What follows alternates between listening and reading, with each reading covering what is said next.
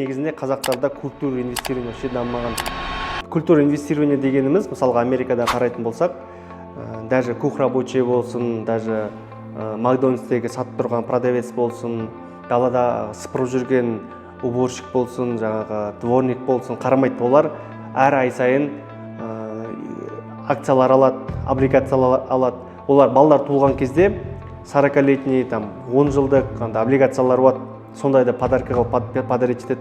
Себебі балалар ерте өніп өскен кезде, жасы 10-ға келгенде, 20-ға келген кезде сол облигацияның табысына өздеріне машина алуға, немесе оқуына жарталады.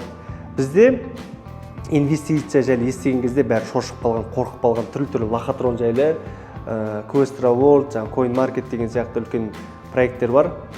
Пирамидалар соған кіріп, күйіп, үйінен, ақшасынан, қал жағдайынан айырылып қалғандар көп. Сол себептен бізде қорқып қалғанбыз.